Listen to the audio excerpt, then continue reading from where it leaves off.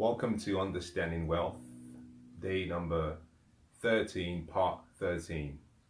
We started a number of days ago on a journey, the journey of understanding what it really means to have a truly complete wealth experience.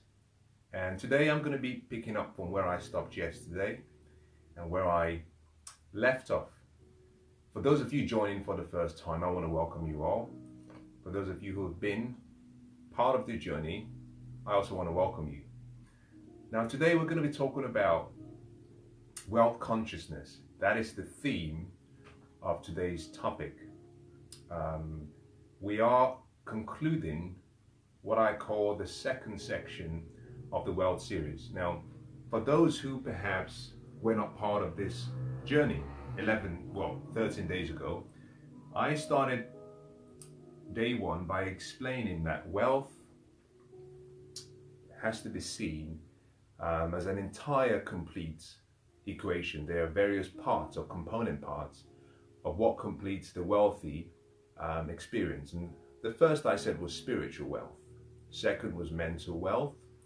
And finally was physical wealth, particularly manifested in relation to good health or manifested through what we call material wealth. And so for the first 9 sessions, I spent all of the time dealing with the lowest level of wealth. Material wealth in the form of financial wealth that leads to financial freedom. Now we've dealt with what it takes to achieve financial freedom, to achieve financial prosperity and financial wealth, and how you can start the journey irrespective of where you find yourself today, and how you can achieve those dreams and those goals you want for yourself and your family. At the end of the 9 days, we started the second level of wealth, mental wealth. And today is the final part of the second section. We've been talking about the mind. We've talked about how your mind creates reality and how what you have in your mind as thoughts and feelings somewhat controls the outcomes of your life. In the session from part 12, we talked about the imagination and how your imagination creates reality and how you have to start developing your ability to use your imagination, but more importantly, how you have to see yourself and how by seeing through your mind's eye, using your imagination, you can start to believe that wealth isn't something external to you, but wealth is something within you. And by seeing wealth as something that is part of you, you can express wealth in any form that you want. Now, so today, we're going to be talking about the consciousness of wealth. And one of the reasons I think today's session is important is because, unfortunately, you can only attract, you can only receive what you have the consciousness to receive. I can offer you £1 million. If you don't have the consciousness to receive it, you will not keep it. And a very good example is a case of looking at lottery winners. Someone wins perhaps £40 million or £50 million. And within 18 to 24 months, most of them are worse off than they were before they inherited the money. There are various things we can use as perhaps examples to demonstrate why they lost the money. But in my opinion, I think at the bottom of all of what we might be able to come up with, I think it has to do with consciousness. And what is consciousness? Consciousness is simply awareness. Awareness. Wealth. Consciousness.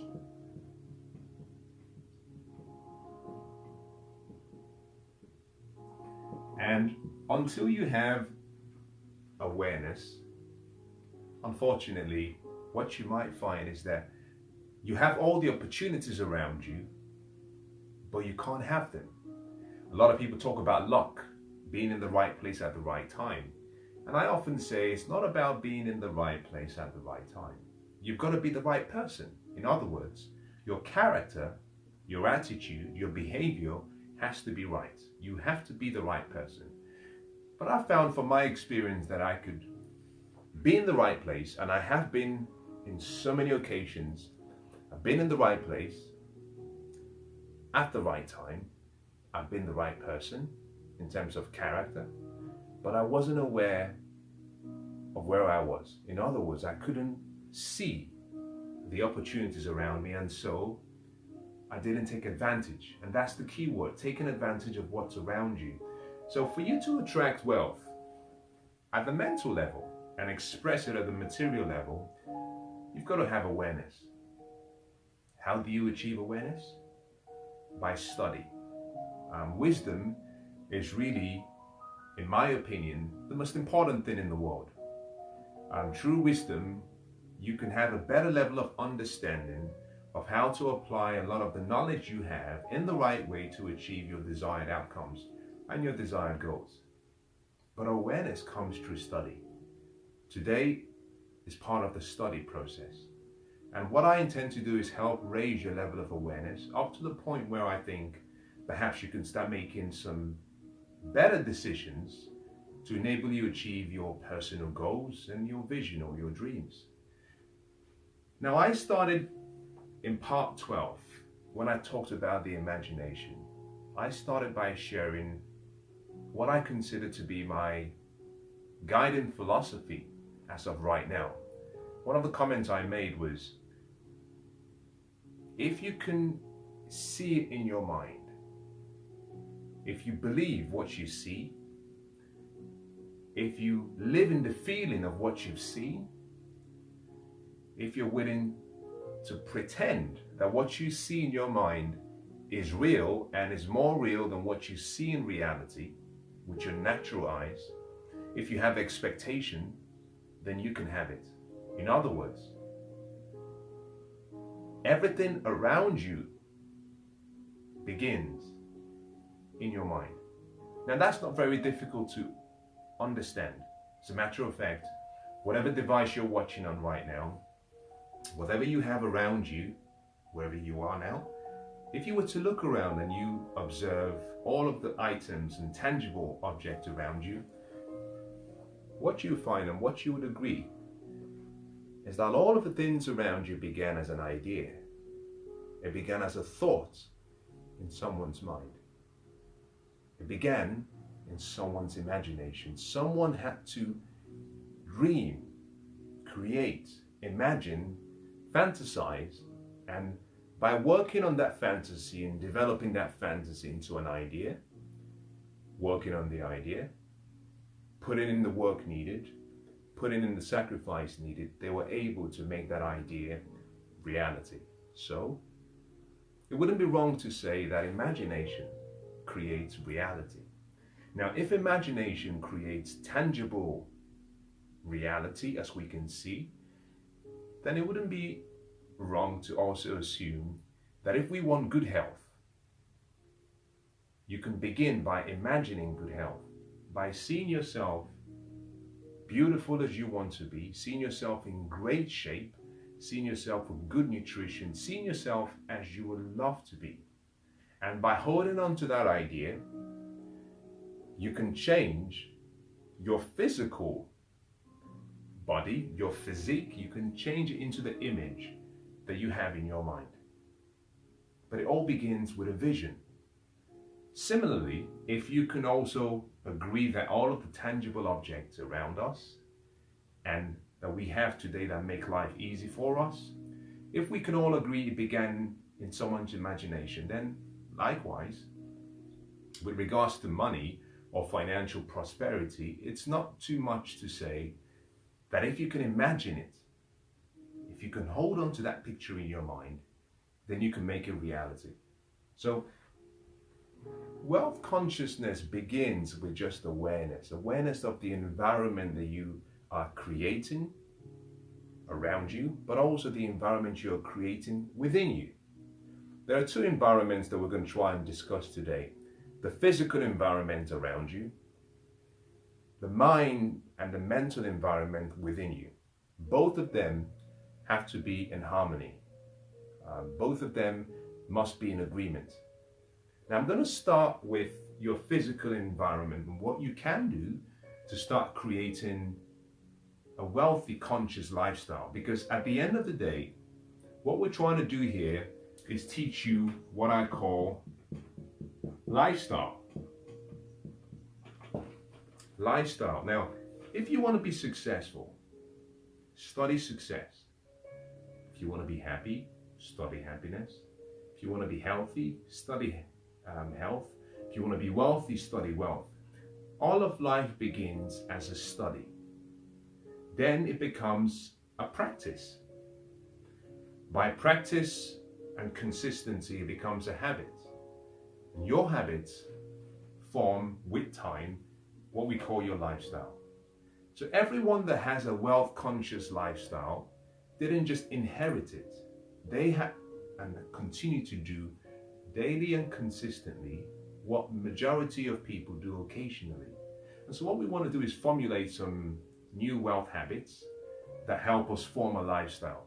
Now, starting with your external environment or the environment around you, one of the first questions you should ask yourself is, what are my beliefs? What are my philosophies about wealth?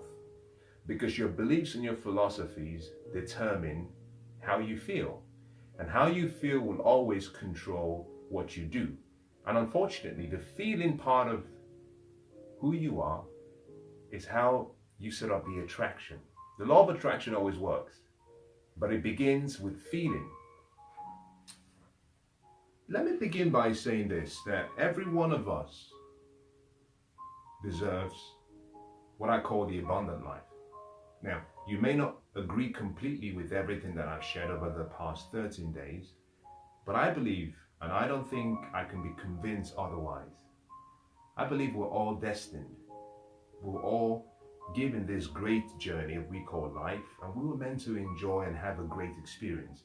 I believe it was meant to be an adventure. Obviously, it would vary for every single person, but it was meant to be an adventure. We all have the power of choice. We can choose how we experience life. And so my recommendation to you over the next, say, half hour as you listen, is just be open to the ideas. At the end of the session, if you don't perhaps believe that the ideas could help you achieve your dreams, then you can always discard it. But if you find something that you think is useful, I want you to hold on to that idea and implement it in your life. Now, in dealing with your environment, one of the places we have to start is ask ourselves, what are my beliefs? Now, I found, using myself as a reference point, that I had beliefs and I had philosophies of wealth and money. You see, everything we do in life, we do for one of two reasons: to avoid pain or for gain. We're either trying to avoid pain or we're trying to achieve a level of gain or pleasure. And I found that in my case, my beliefs, a lot of the beliefs I had about money and wealth were inherited. They weren't beliefs that I sat down and I decided, this is what I think and this is what I do not agree with. I had inherited a lot of my beliefs. I grew up, obviously, in very challenging circumstances in relation to financial provision. Spiritually, we were well off. We had the right attitude. We had the right philosophies about life. Great father, amazing mother. But financially, we didn't understand the laws of money. We didn't apply the laws of money. And so financially, we were somewhat challenged. But one of the things I found with my environment growing up was that there were some beliefs that I had. For example, that money was the root of all evil. I had a belief system that said everyone who is wealthy is a thief and is a crook. That everyone who has wealth obviously stole from the poor. I had a belief that said that if I had too much money, then it would perhaps affect my character, that it would make me a bad person. And as a result of some of these beliefs, I was almost limited in relation to what I could achieve. I was also somewhat conditioned to believe that there was a God, and that God loved poor people because there were so many poor people around the world. And around where I was raised and born, there were so many poor people. So I was raised into thinking that God must love a lot of poor people because he made so many of them. Now, you might be listening to me and thinking, I think you're messed up. Or you might be listening and thinking, I can understand and I can relate to some of those beliefs. You see, the problem is, the beliefs that we all have control how we live. You see, consciously, I could understand that money in itself was neither good or bad. It was just money. It was what we call a multiplier. It made you more of whoever you were. But subconsciously, my beliefs were controlling my decisions, my actions. And it wasn't until I started to question my beliefs that I started to make changes in my life that favored the dreams and the goals that I have and that I had. And so what I want to say to you is this. I want you to think about the beliefs you have about money and about wealth. But also I want you to think about the philosophies you have. You see, a belief is simply something that you have agreed within yourself to be true. A philosophy deals with how you think. You know, you can have a flawed belief system, but you could be a great thinker. Because thinking is about how you process information. And for many people, their beliefs combined with their philosophies make them poor or make them wealthy. So the first thing I want to say is, if you want to change the environment you have around you, you have to change your beliefs. There are wealth beliefs that lead to prosperity. There are wealth beliefs and money beliefs that lead to poverty. If you think money is bad, if you think money is the root of all evil, if you think it's harder for a wealthy person to get into the kingdom of heaven than for a camel to go through an eye of a needle, then you would do everything you can subconsciously to sabotage yourself whenever you have an opportunity to create wealth or whenever you start accumulating wealth. Think about this. If you see money as evil, then obviously you don't want to have evil around you. And so for so many years, I would go and work for the one thing that I thought was evil, which is a bit sad and strange. I would get it, but I would subconsciously want to do everything to get rid of it. And so I would spend all of it, and I would spend more than I was even earning, because I thought money was evil, and therefore I couldn't keep anything evil around me. I have to change my beliefs. You're going to have to change your beliefs if you want to change your consciousness about wealth and change the environment.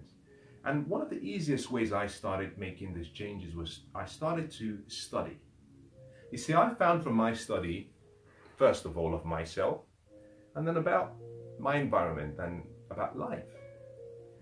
I found as I studied that ignorance is the greatest tragedy we have in the world, is the greatest cause for all of our problems. You know, wars are fought because of ignorance. Greatness is hidden forever because of ignorance. A lot of people stay poor, although they're created and engineered for success and greatness, but they remain poor because of ignorance. A lot of people journey through this life and live 70, 80, 90 years, and at the end of their life, they look back and say, damn, I missed it. I wish I had lived a different life, but I didn't have wisdom. I was ignorant. You see, so ignorance is the greatest cause of all problems. And ignorance is why people stay poor. Wisdom, on the other hand, is what makes people wealthy. As I started to study and raise my awareness and raise my consciousness, I came to the understanding that money wasn't evil. And I had to start changing my beliefs. I started to see money as a resource. More important, I started to see money as a reward. A reward for service. I started to recognize that money was something that you received simply as a result of the value you created for other people and the problems you solved. Now, this was a breakthrough moment, and it might sound really simple, but hear me out. This was a breakthrough moment for me simply because it meant that if I didn't have money, then I wasn't creating value for people and I wasn't solving enough problems for people. And therefore, I was violating one of the most important instructions we were all given. The instruction was simple. Find a way to serve other people. Because as you serve people, the more you serve them, the more you become great. That was the simple equation for greatness. Develop the skills you have, develop the talents you have, develop the abilities you have, and serve it to the marketplace. Serve people, create value, solve problems, and you become great. As a matter of fact, we all have a purpose in life. Part of our purpose is that we're meant to serve other people. You see, call it whatever you want to call it. Life, intelligence, God. God's gift to you, life's gift to you is more talent, more abilities, more potential than you can use in this lifetime that you have. But you and I have a responsibility, and that responsibility is to develop that skill, develop that talent, develop that gift, and serve people. And as we serve people, that's our gift back to life. And I found that as I started to study, I started taking the focus away from me. Because if you are in lack, if you have a poverty consciousness, you're always thinking about receiving. That's the violation of the laws of the universe. You see, the laws of the universe are very precise. They're very simple and they're perfect. They come with a promise. Obey the principles, obey the laws, you get a reward. Disobey the laws, disobey the principles, you get a reward. And I found that as I started to study more about wealth and myself and money, I realized that I was taking the focus away from me, and I started to focus on how can I serve people and how can I create value. And that meant that I started operating from a place of abundance, because I started to see myself as a servant, and I saw myself as someone who had within himself something to give. You see, the law of sowing and reaping, cause and effect, some people call it the law of karma, the law of giving and receiving, began to work. The more I was looking for ways to give, the more I started to receive. It's really that simple. So my first recommendation to you is, if you want to create a wealthy environment, a wealthy lifestyle, if you want to create a wealthy consciousness, begin by changing your beliefs. Now, there might be some beliefs you have that may not really need to be replaced, but you may just need to make room for some more beliefs. I call it a process of learning, unlearning, and relearning. I believe it was Alvin Toffler that said that the illiterate of the 21st century will not be those who cannot read or write. It'll be those who cannot learn, unlearn, and relearn. You and I have to unlearn some beliefs, some philosophies. Then we have to learn more empowering beliefs and philosophies. And that's how you begin to change your life. You see, if you sow a thought, you reap a feeling. If you sow a feeling, you reap an action. If you sow an action, you reap a habit. If you sow a habit, you change your life. You change your destiny, you change your results. So to change your life, to change the circumstances that you have around you, it begins with a thought. What is a thought? A thought mixed together, held onto for so long, through repetition becomes your belief. So in other words, what I'm simply saying is, change your thoughts. You change your thoughts, you change your mind. If you change your mind, you change your beliefs, you change your philosophies, you change your results. So in changing your external or your immediate environment, begin with your thoughts. Change how you think. Attitude is simply a combination of thoughts, feelings, and actions, but it all starts with thoughts. So here is my recommendation. I'd like you to start thinking about money, wealth, and by wealth, I'm talking about, everything. Good health, happiness, joy, love. I'm talking about prosperity in all areas of your life. I'm talking about money as well. As you start to change your thoughts about each and every aspect, and you start to have empowering thoughts and wealthy thoughts, what you find is that you start to change how you feel. And that feeling sets up the attraction. The law of attraction then begins to work. Because as you think positive thoughts, you attract positive things to you. As you think negative thoughts, similarly, you attract negative things to you. So the first thing we say to change your environment is change your mind by changing your thoughts. Really that simple. How can you do this? Well, let me give you some ideas that perhaps might be useful, and how I've changed and continue to apply this on a daily basis, and I can see changes, and it works. The first thing I'm going to talk about is affirmations. Affirmations. Number 2, self-talk. Affirmations and self-talk. Number 3 is the 2 of these are dealing with thoughts and words. You must then have a way of seeing. I call that having what I call a vision board. And this vision board is where you have your dreams and goals in pictures. This is for pictures. Number 4 is sounds. And by sounds, I'm talking about listening to empowering information and watching empowering, inspiring, educational, wealth-conscious information to help you continually renew your mind.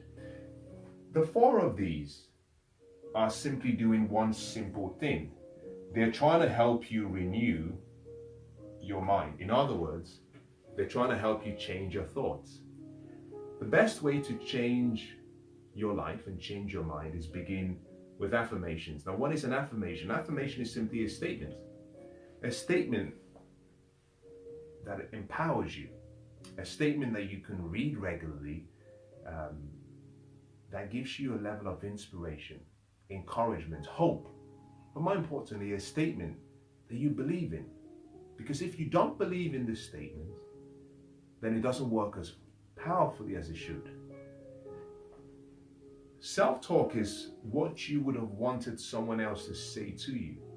You saying to yourself what you would have wished someone could say to you. But more importantly, you saying to yourself what is right, what is just, what is pure, what is good, what is noble. Self-talk. You must master the art of self-talk, because self-talk creates your reality. Next is about vision boards, and here I talk about vision boards in relation to making your vision in a tangible form. Get a vision board, put pictures of the life you want to experience, put pictures of the person you want to be, put pictures of anything that reminds you about a wealth-conscious lifestyle, and place it all around you. Put in places where you can see it, because what you see controls your focus, and focus is one of the most important ingredients to creating a powerful level of energy that pushes you towards action. The more you put pictures around you, maybe on your phone, maybe in your home, the more you put pictures around you that help you focus on the good and defocus from the negative, the more you remain in that level of awareness, that level of consciousness.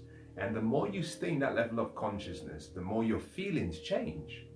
And feeling is what gets the blessing. It completes the whole process. I started the first part of the World Series, and I talked about the mind. And I said from the first series that the way the mind works is very fascinating. We have what we call a conscious mind and a subconscious mind. And information flows into our conscious mind. But the only way it goes into your subconscious mind is by repetition, number one, constant repetition, but most importantly is by feeling. When you associate an emotion to whatever idea that has come into your conscious mind, then it starts to get imprinted in your subconscious mind. So one of the most important things you do with your vision board is the more you see the pictures of who you want to be, what you want to do, what you want to have, what you find is you're always constantly in that feeling, that state of emotions, meaning that at your subconscious level, you're imprinting, you're renewing, and you're changing whatever old beliefs you've ever had, and you start to believe. You know, what I find remarkable is this. If you write down a lie, if you write down a statement that is not true, and every day you pick up that statement and you read the statement, you read it as though it were true, you believe it to be true. If you do that regularly enough, someday that statement will become your reality.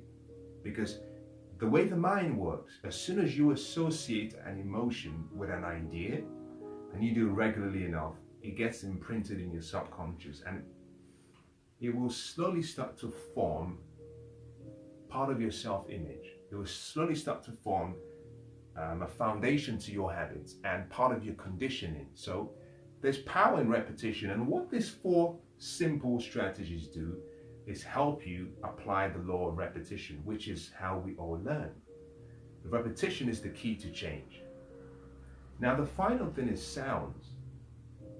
And sounds by sounds, I'm saying control what you hear.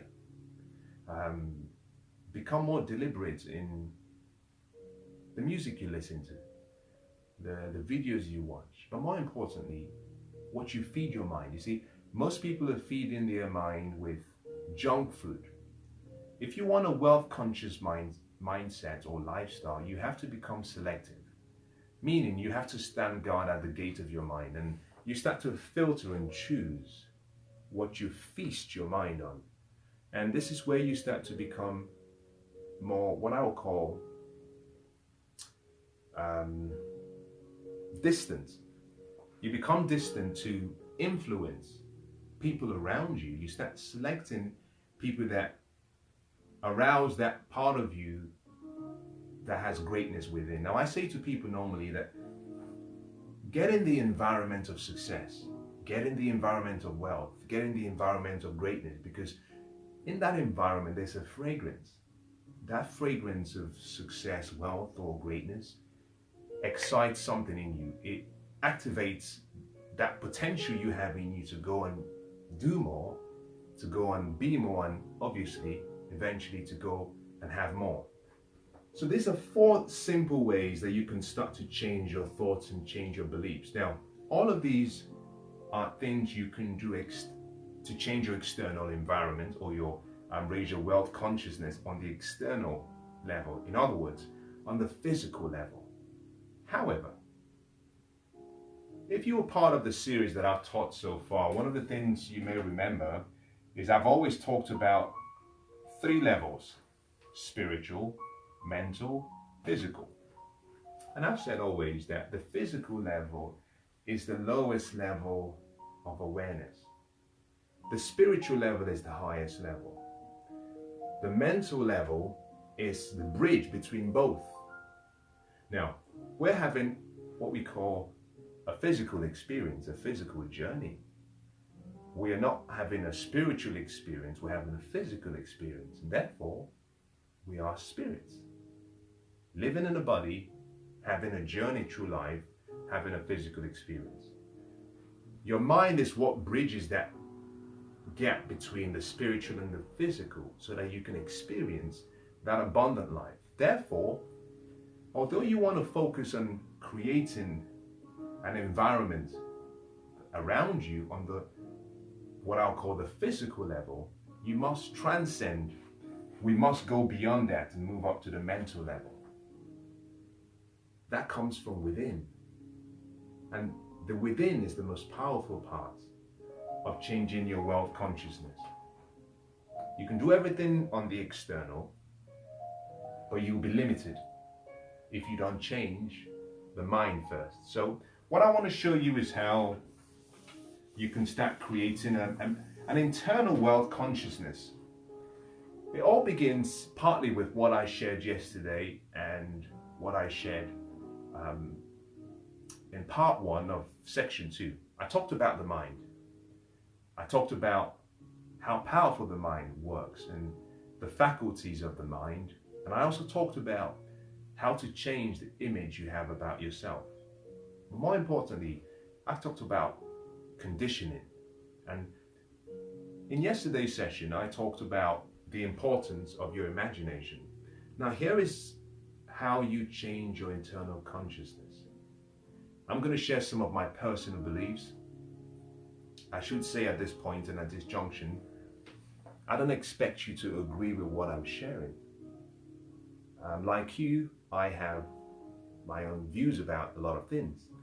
My opinion here is just one. The most important person in this conversation we're having is you. It doesn't matter what I say. You're the most important person, and therefore I'm more interested in what works for you and less about what worked for me. But I want to share some of my ideas and beliefs because I think that for some people this might be important and perhaps might be useful. No one has all the answers. We're learning. We always will continue to raise our awareness, and so for that reason, who knows, maybe in a number of years I might look back and say my awareness has increased and I know a little bit more. But let me share what I know so far and what has created changes in my life. You see, I had to sit down and ask myself so many years ago a simple question. Is this all there is to life? Is this it?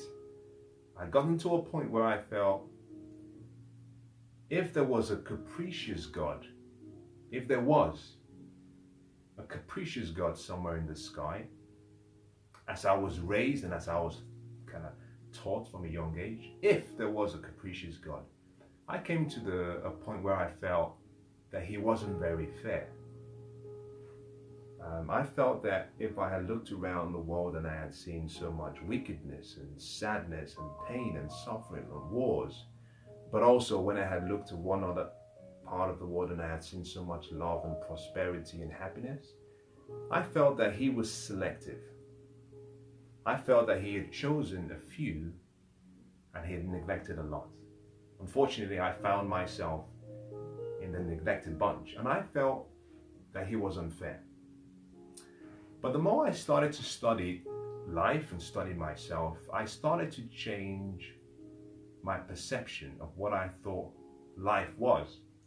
Now, from my experience, and I've tried as much as I can to study much philosophy, theology, science, religion, and various other areas of life, psychology. And throughout my study, I came to a very simple conclusion that there are really two ways that we get to know much about ourselves in terms of education by learning. Obviously, the most important is revelation and self-awareness and self-study going within. But when I started my journey, obviously I didn't understand the importance of going within. So I studied science and I studied religion, and I found both of them contradicted themselves. And I got to a point where I got very confused about everything. And I started now to listen to myself. And the more I listened to myself, I came to a single conclusion. That there is only one mind. There is only one mind. We're all spirits. We live in a body. Our physical bodies are different. 7 billion people in the world, no two the same. No two can laugh the same, smile, love, sing, dance, sleep, snore, think, create, dream. No two have the same fingerprint. We're all unique. And I came to the conclusion that uniqueness wasn't an accident. there was some level of intelligence behind it, that we were all special, all different. Spiritually, we were spirits, obviously, different spirits.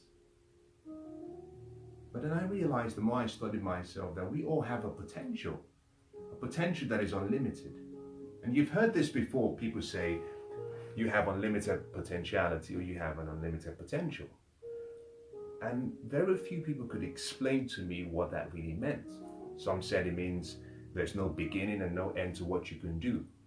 Well, everything I've experienced in life had a beginning, has an end.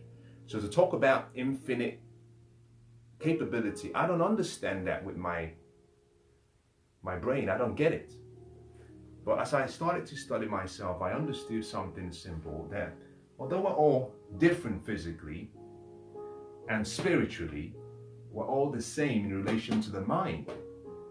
And it is this mind that gives us that unlimited potential. Some people call it infinite intelligence. Some people call it supreme divine intelligence. Some people call it God.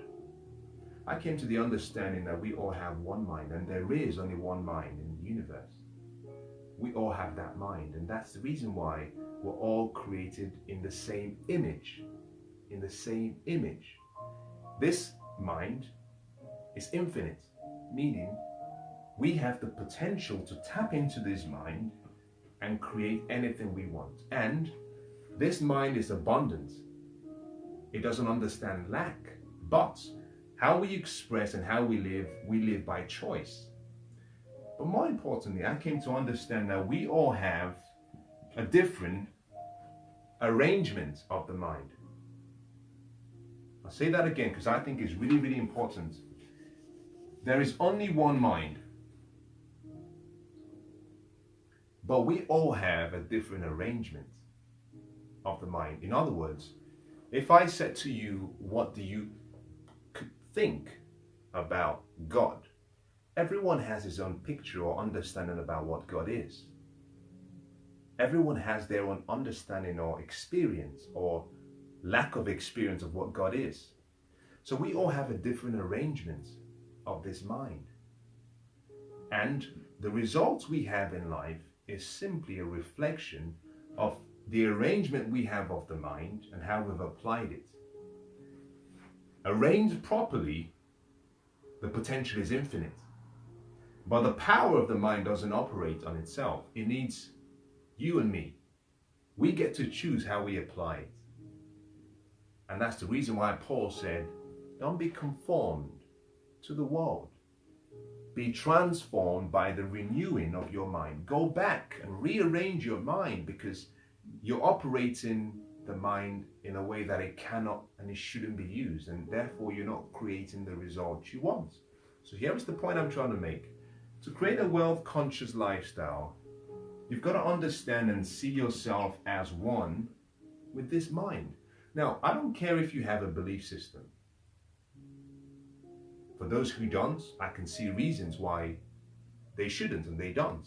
I think because it's so confusing.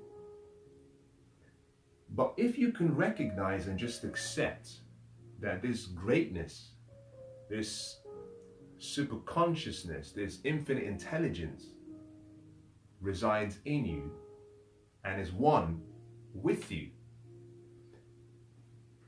just that idea alone, I think, is very empowering. It's very uplifting to know that, call it whatever you want to call it, God is in me.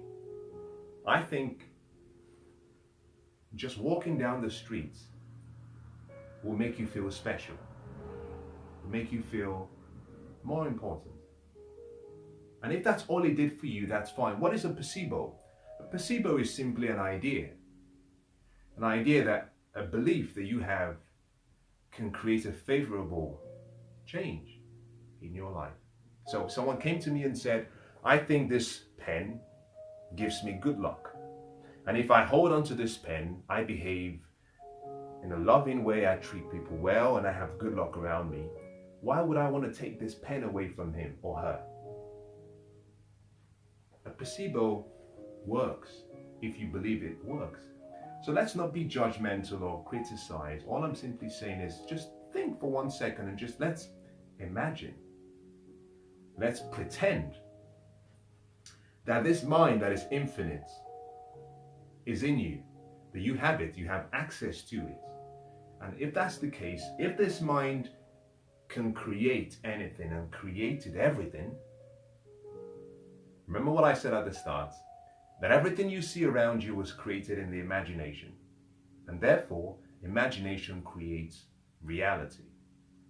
And imagination is in the mind. Therefore, you have an imagination, meaning you can create anything you want. Now, if that's possible, then it means you can create a consciousness that where you see yourself in perfect health with no sickness.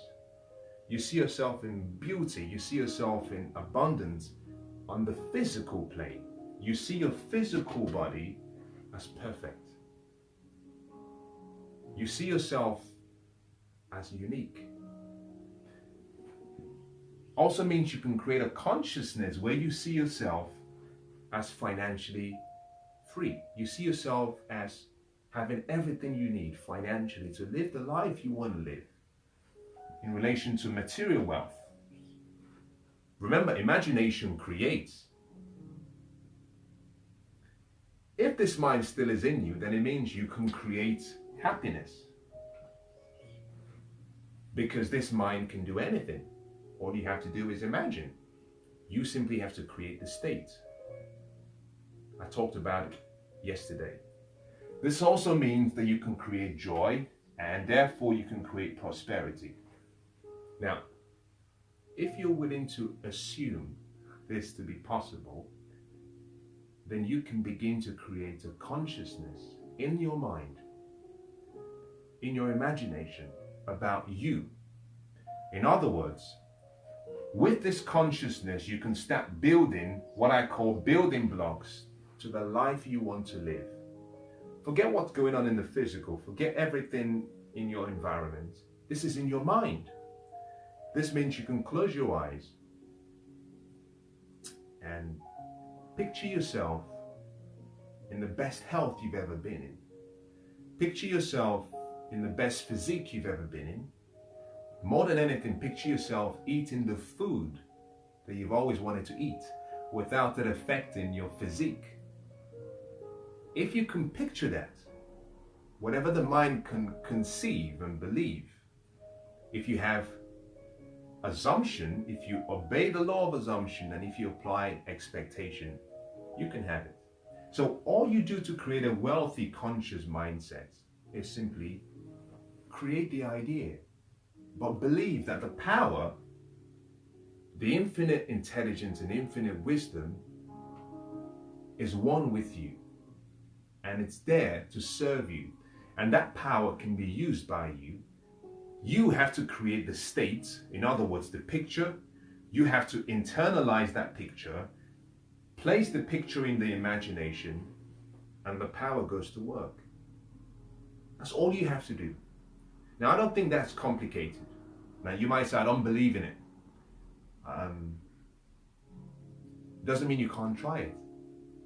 And here is the best advice I can give you.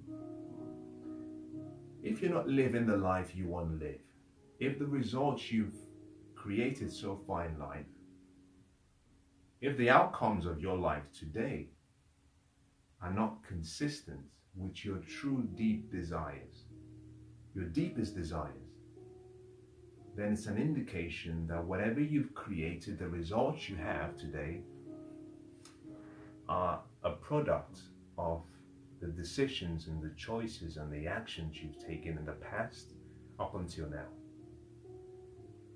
The only thing I can say to you is, if the results that you have is not really what you want, and you've created all of that, why don't you just be open to an idea? And let this just be a game whereby you say, I'm going to prove you wrong, but I'm going to play along with the game so I can show that I did what you said and it didn't work. I can make you a promise. If you commit to trying this out for the next 100 days, That wasn't a mistake. 100 days. And you follow what I'm going to share with you shortly, a consistent approach. What you find is that your life starts to change. You start to attract into your life everything you want, all of the good that you desire. If you can commit to 100 days to prove me wrong,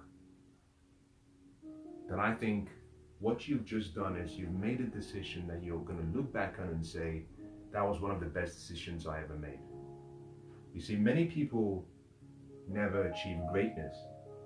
Very few live the life they truly want to live.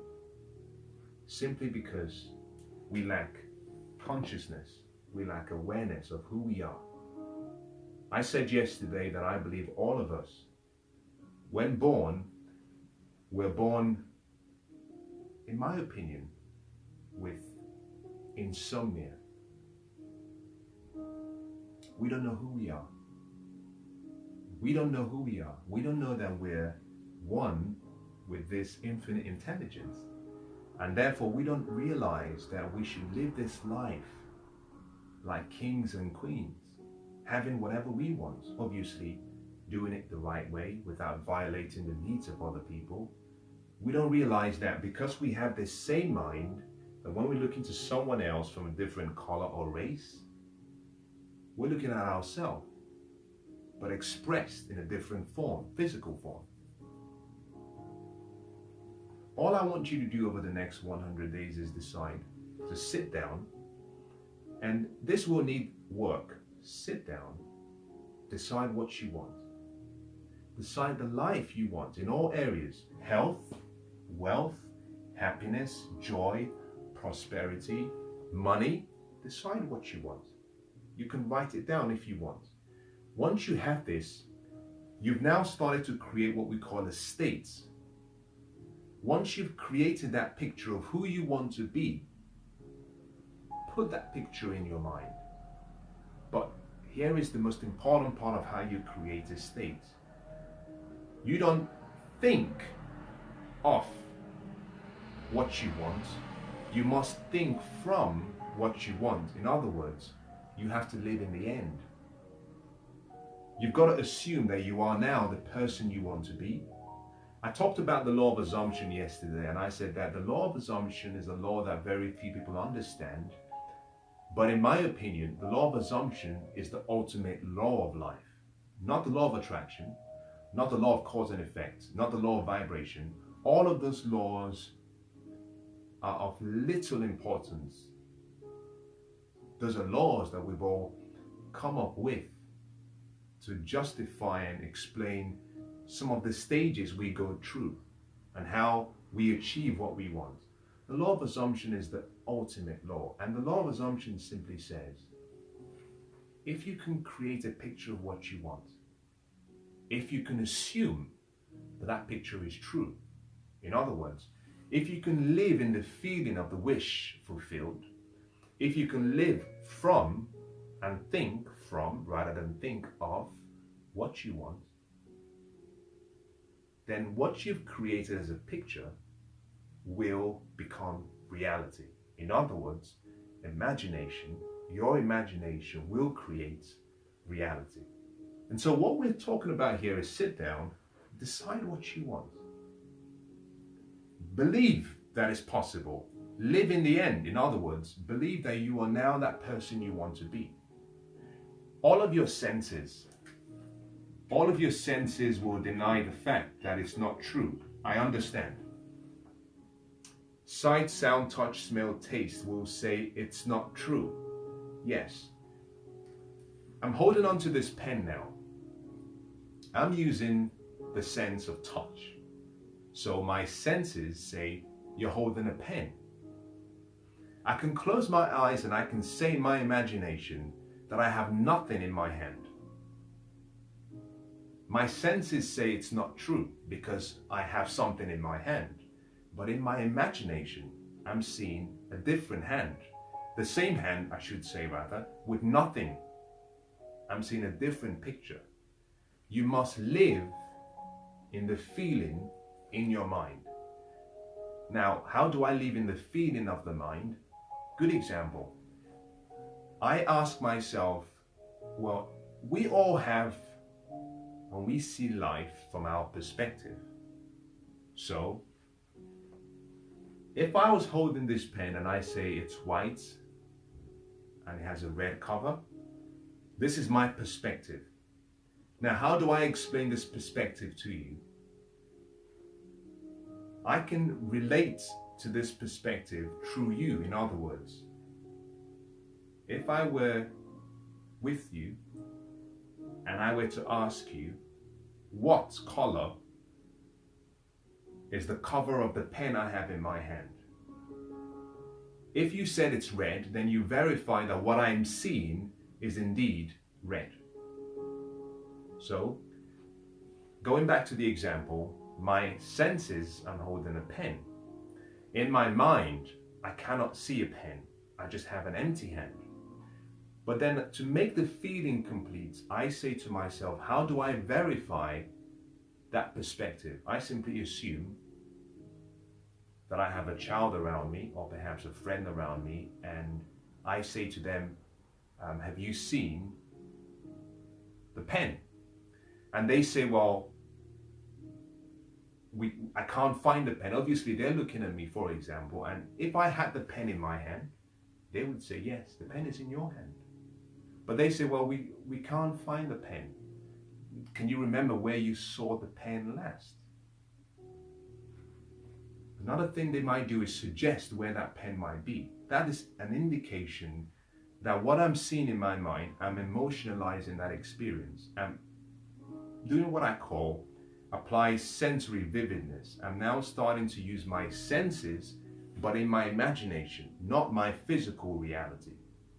Now, by doing that, what you're doing is you're thinking from. If I can hold on to that image long enough, then that image that I have will become reality. So, create the state you want in any area of your life. Believe that state. Live in that state. Associate emotions and feelings to the state. Ask yourself a simple question. What will I be doing if I had my perfect health? You might have someone look at you and say, I've never seen you in such beautiful shape. I've never seen you look this good physically. And you say, listen, I haven't felt this great for a long time. That is you confirming that the picture you're seeing, other people can see it. You might say, I've created a state of wealth, and someone says, I love this car you're driving now, it's amazing. And you say, yes, I just bought it 2 weeks ago, I paid for it cash, my business is doing well, my family is happy.